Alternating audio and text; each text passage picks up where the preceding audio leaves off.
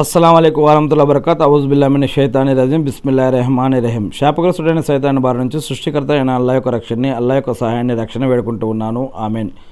అల్లాహ్ యొక్క ప్రవక్త ముహమ్మద్ సల్లల్లాహు అలైహి వసల్లం గారు ఒక విషయం తెలియజేశారు, మరియు ఖురాన్లో కూడా ఈ యొక్క విషయం చెప్పబడింది. అదేమిటంటే చెడు అయినా, పాపమైనా, క్రైమ్స్ అయినా, నేరాలైనా, ఘోరాలైనా ఏవైనా సరే చెడు చేయటం, దానిని వ్యాపింప చేయడం లేదా దాన్ని ప్రోత్సహించడం పట్ల జాగ్రత్త వహించండి.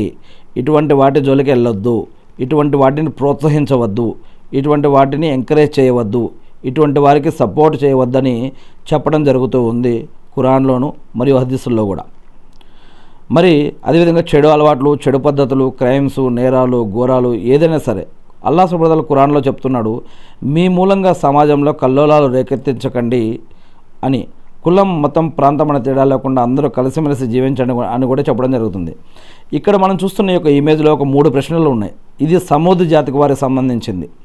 సమూద్ జాతి వారిలో ఒంటెను ఎంతమంది ఆ ఒంటెను మరి చంపారు, మరి ఎంతమంది ఈ యొక్క ప్రేరేపణలో ఎంతమంది పాల్గొన్నారు, మరి ఒకళ్ళు ఒక దగ్గర, 9 మంది ఒక దగ్గర, మరియు వారికి సపోర్ట్ చేసిన వారు, మరి ఇలాంటి అనేక విషయాలు ఇక్కడ ఉన్నాయి. మీరు చూడవచ్చు, ఖురాన్లో కూడా మీరు చదవచ్చు. ఇక్కడ ఏంటంటే హంతకుడు, ప్రేరేపించేవాడు, కుట్రదారుడు, గర్వించేవాడు, సత్యాన్ని ఇష్టపడేవాడు, దాన్ని ఇష్టపడని వారు, ఇలాంటి వారు అనేక మంది ఉన్నారు.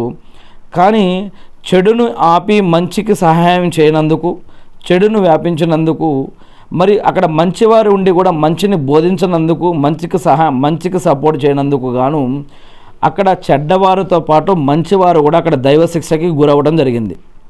అందుకే మనం సమాజంలో చెడుని నిర్మూలించి మంచిని వ్యాపించడం కోసం ప్రయత్నించాలని చెప్పి కూడా మనకు చెప్పడం జరుగుతూ ఉంది.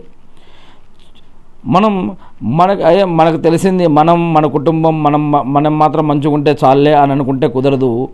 మనం కూడా మనతో పాటు ఇతరులకు కూడా మనం తెలియని విషయాలు, మంచి విషయాలు తెలియచేయాలి, వారిని చెడుల నుంచి ఆపాలి, మంచి కోసం ప్రయత్నించాలి, వారికి సపోర్ట్ చేయాలి, మంచి విషయాల్లో మంచి కోసం వారికి ఇతరులకు కూడా సహాయం చేయాలని మనకి ఇక్కడ చెప్పడం జరుగుతుంది. లేదంటే దేవుడు శిక్షించినప్పుడు మరి అక్కడ ఉన్న చెడ్డవారితో పాటు మంచివారు కూడా కొన్ని విషయాలకి బలవాల్సి వస్తుంది.